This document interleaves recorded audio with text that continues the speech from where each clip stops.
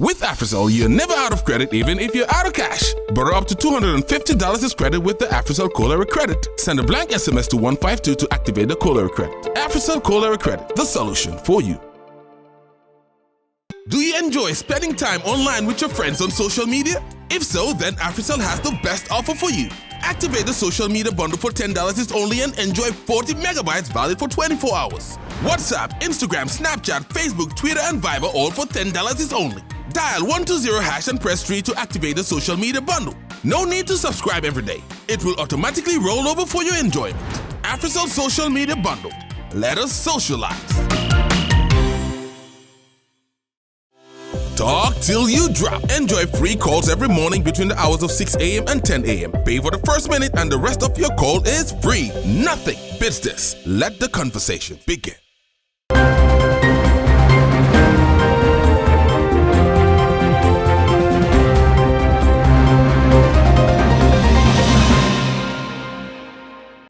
Good evening and welcome to the Star TV Newsroom. We broadcasting from our studios in Sarakunda. I am Maria Madem and many thanks for joining us coming up.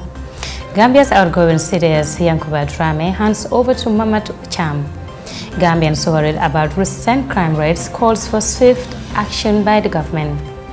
UNICEF Gambia honors International Day of the Guide Child. Mayor Rohimalik Low embarks on side visit to Crab Island's multipurpose center under renovation. On international news, Mali Army and the Tuareg armed groups head toward potentially decisive confrontation. This and much more coming. Stay tuned.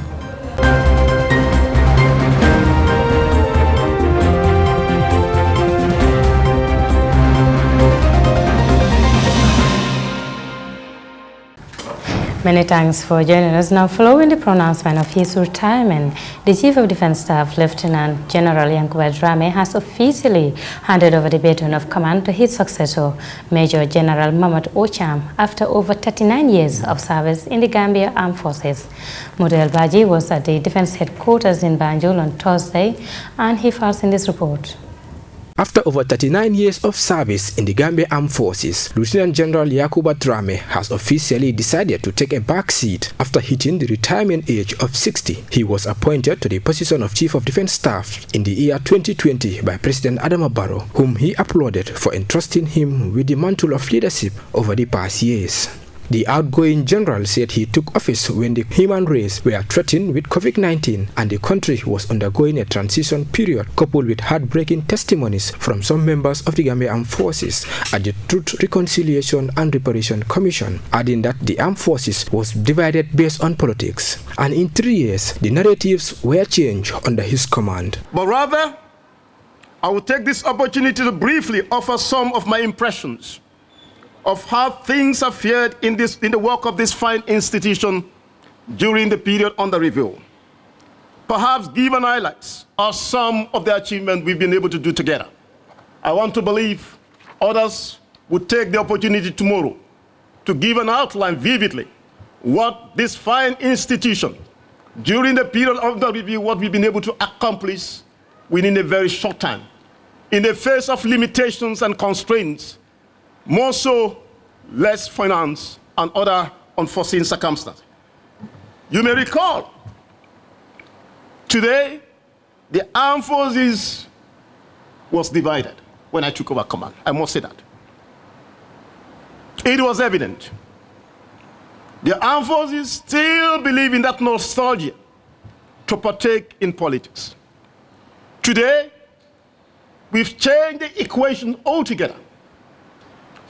The armed forces today is insulated from politics.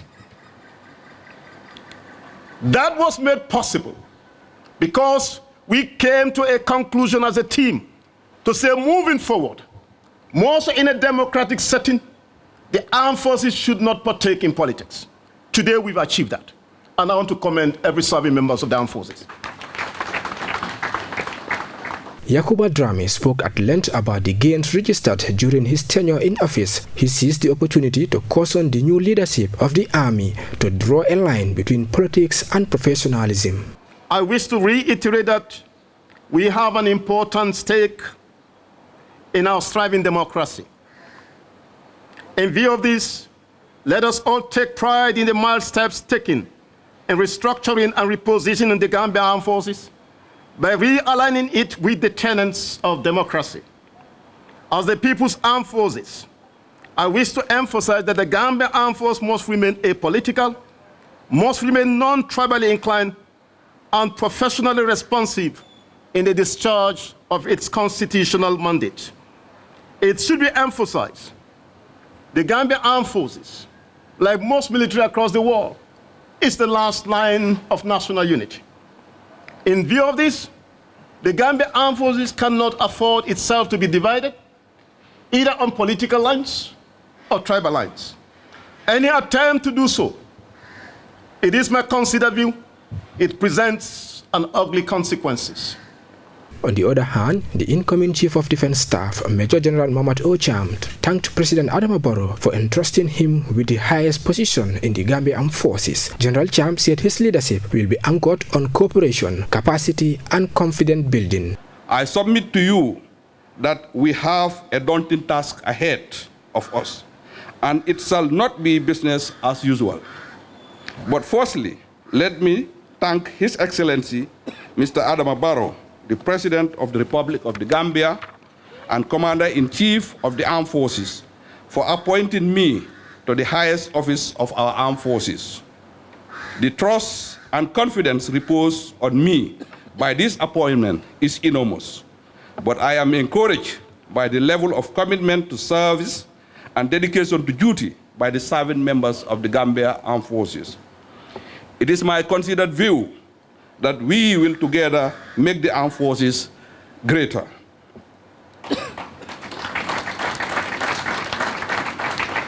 My leadership will usher in fresh ideas, just as had been advised by my predecessor, and will open new avenues to achieve the transformation agenda of the armed forces, as envisaged by the President and Commander-in-Chief. The armed forces under my command will remain loyal and uphold the tenets of our Constitution and rule of law. Meanwhile, the ceremony was characterized by an exchange of baton and the hosting of a new flag signifying a new leadership.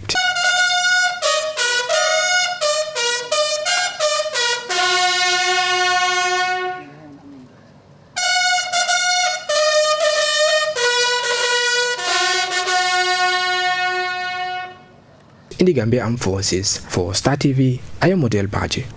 Well, happy retirement to Lieutenant General Yankuba Drame, and of course congratulations to the new CDS.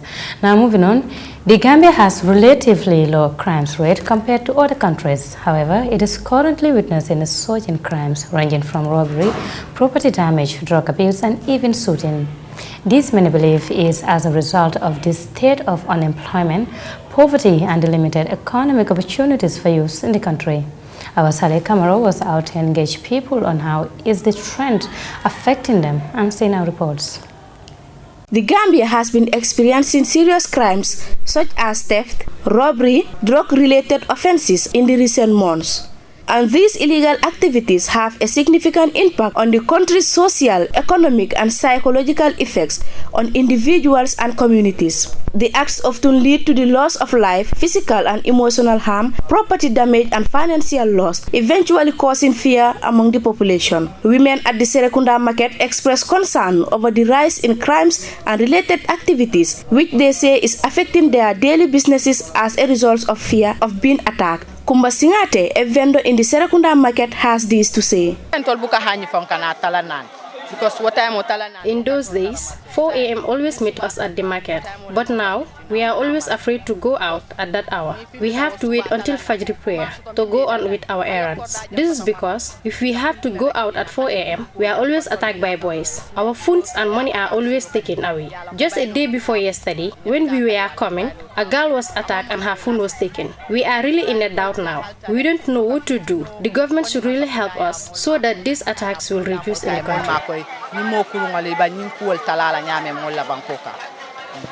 Aliu Job, the head of the Serekunda Banjul Garage, urges the population to assist the authorities in maintaining peace and security in the country by introducing community policing.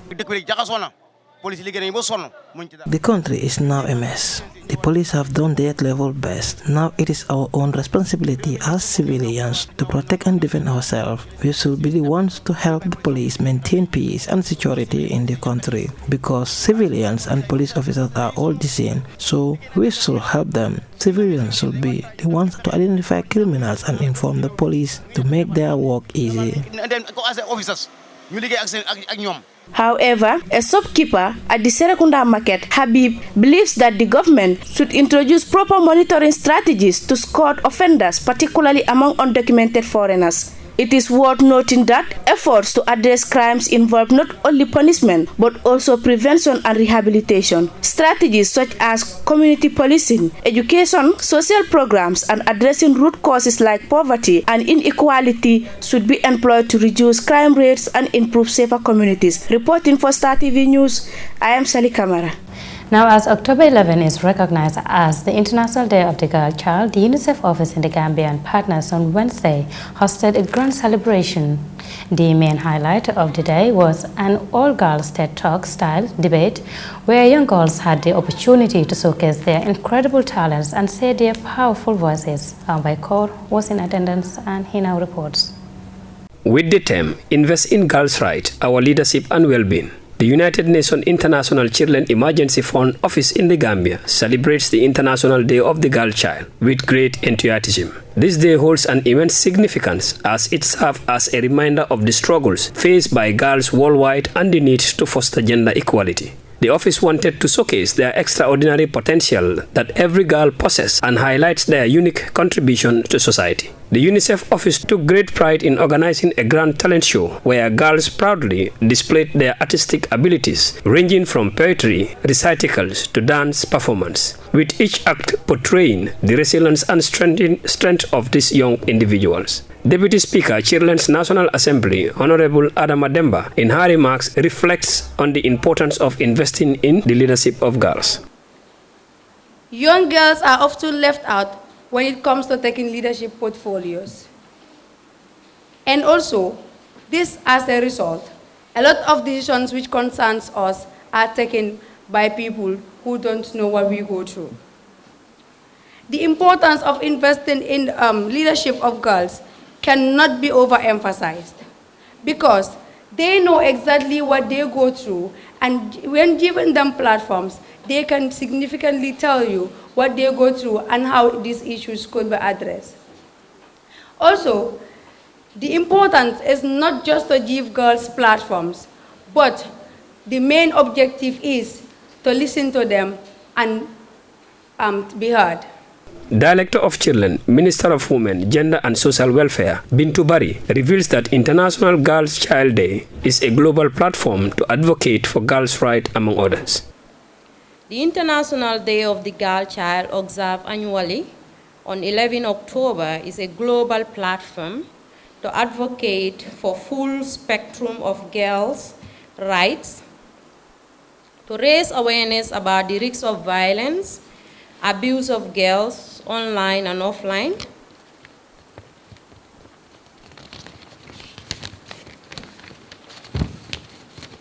to create engaging platforms to encourage more girls to stand up for gender equality, equity, and women empowerment.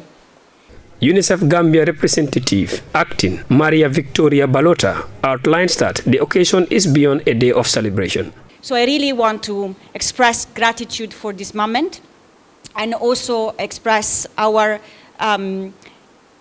preoccupation and sincere thoughts to everywhere in the world where girls and children are actually going through very difficult moment of violence and war. Say that for us it's a day of celebration, but it's not just one day today. It's yesterday, it's tomorrow, it's every day. And I really want to appreciate the work that organizations like Women Boss do every day beyond the 11th of October to keep you engaged, to give you these platforms. And yes, Adama, you're right. It's not just the platform. We have to listen to you. We have to act. And this is why I'm also very happy to see that the continuous engagement of the Minister of Gender Director is always present and always available for this kind of conversation. So and action through the plans. So thanks for this continuous partnership. As the day came to a close, the event left a lasting impact to all those involved. The audience left with renewed hopes, inspired by the resilience and determination of these young girls. The UNICEF Gambia office and its partners similarly rejoiced in the success of the event, knowing that it had made a significant contribution to advancing their rights and opportunities for girls across the country. Reporting for Star TV News, I am Baikor. Now, the Mayor of Banjul, Rahim Ali Glow, on Thursday embarked on a site visit to the Crab Island Multipurpose Center under renovation. The official visit was meant to gain first-hand information on the progress of work and challenges therein. More in this report. The renovation of the Sustainable Development Center in Crab Island is a component of the CityLink Banjul Austin project being implemented by the Banjul City Council under the leadership of Mayor Rahim Ali Glow. The EU-funded project is worth over €3 million, covering the implementation of good governance in Banjul, enabling the creation of a Sustainable Development Center, environmentally friendly waste management, sustainable greening, healthcare, and hygienic practices, among others. The center has over 20 classrooms, a radio station, a recording studio, a big hall, a gym, and other structures. The Mayor of Banjul, Rahim Ali Glow, with delegation on Thursday, 12th of October 2023, conducted a site visit to the ongoing renovation to assess the level of work done and to see if there is any adjustment needed. Take ownership from time to time. Come and look. So lengi se lo xamne comme tay buma ñëwé ma gis ne definitely dañ wara ceiling dañ wara def li dañ wara def lele. I called the attention of the contractor, the consultant, and everybody. And the steering committee are also with me to say, hey, go back to the drawing board and understand that you were use Lee. I need lane. So we need to have the ceilings there. And it's going to happen. So, and then we will have a landscaping with, as you hear, tender nenko. And then we have the gym, the gym fee. Yes, it's true, I am so busy. Man, suma role moy, madam indi, nyom you implement. I cannot go bring and also implement. Munumaneka a player, the goalkeeper at the same time. Despite detecting some areas needing improvement, the mayor expressed satisfaction with the progress. She also took the opportunity to shut down the rumors that BCC is misusing the project's funds. The project is ongoing. As you can see, the project is not a small project. It's a very big project. So, of course, we have our ups and downs. And many of you, I didn't want to go back there, but it's very, very important to say this because transparency is important. Many have been saying, Mayor Besachana Halisby, the mayor has stolen the money, the EU project cannot go, blah, blah. But I can tell you, and with confidence,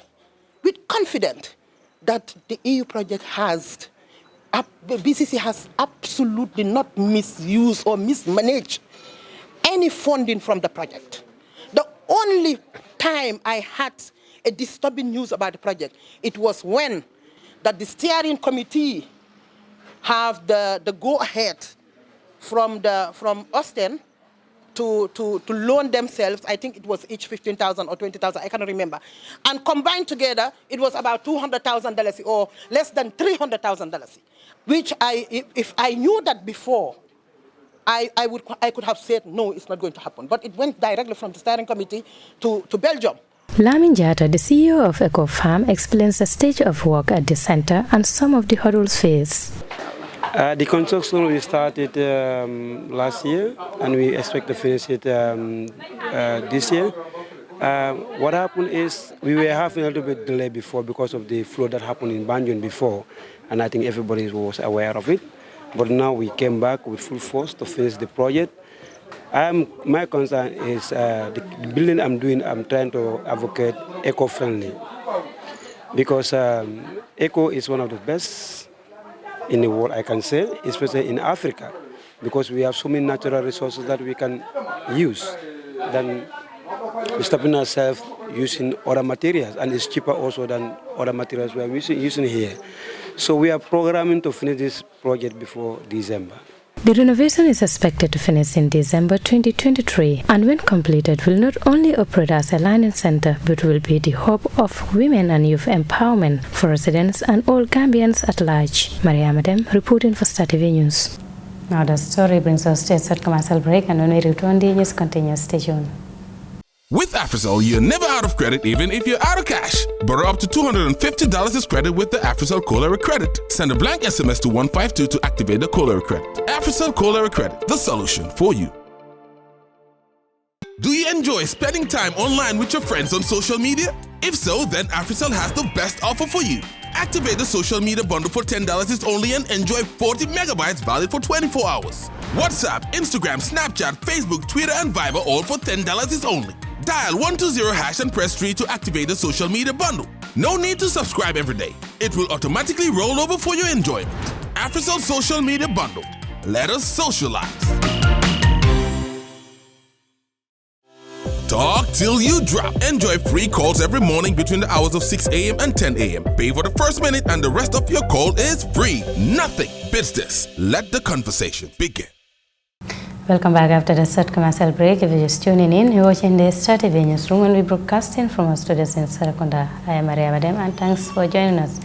Let's now take a look at some international news. A convoy of Malian troops and Russian fighters is heading towards the northern Tuareg stronghold of Kidal amid the resumption of hostilities in the region.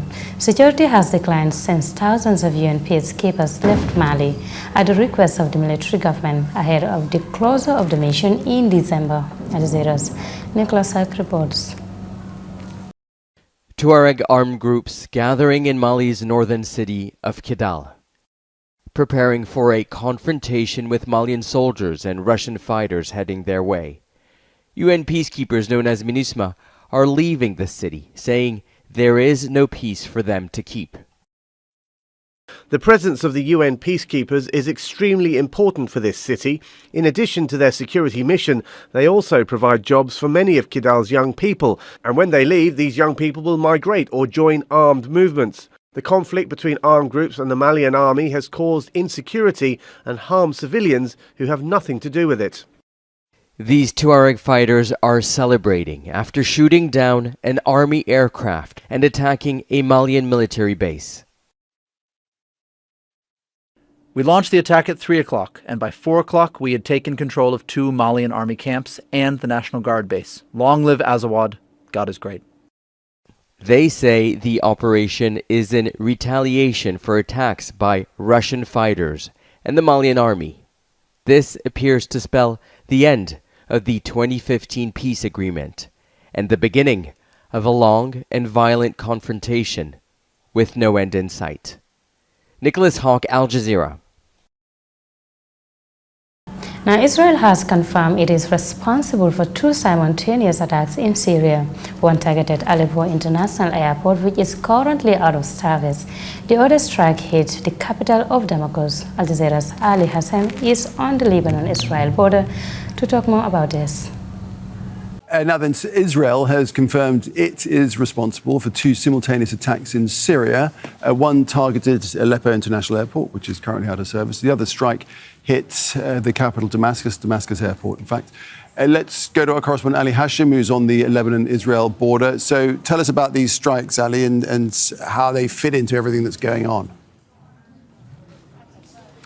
Nick, I'll tell you about the strikes in a minute, but first let me give you the latest update from here, from the Lebanese-Israeli border. We have reports of several missiles that has been launched from the Lebanese borders towards Israel. So this is what we have, and we will follow up on this maybe for more details. Now, with respect to what happened in Damascus and Aleppo, Israeli airplanes hit both the airports in Damascus and Aleppo, and now both airports are out of service. According to Israeli military spokesperson, this attack comes as a retaliation to several shells that were launched from the Syrian border towards Israel. And also he said that there are going to be more strikes on targets in Syria. Now, this comes as the Iranian foreign minister was preparing to land in Syria. However, the airstrike on the Damascus International Airport forced the Iranian foreign minister to change his route. Ali, thanks for that. Ali Hashim reporting there from the border with Lebanon and Israel. Thank you. Now, I'm afraid our story brings us to the end of the news bulletin, but before we go, a quick reminder of our main headlines. Gambia's outgoing CDS Yankuba Drame hands over to Mamadou Cham. Gambians worried about recent crime rates calls for swift action by the government. UNICEF Gambia honors International Day of the Girl Child. Mayor Malik Low embarks on site visit to Crab Island's multipurpose center under renovation. On international news, Mali Army and the Tuareg armed groups head toward potentially decisive confrontation. That's all we have for you in this edition of the news. Do join us tomorrow for another bulletin. But in the meantime, do enjoy the rest of our programs and have a wonderful night. Thanks for watching.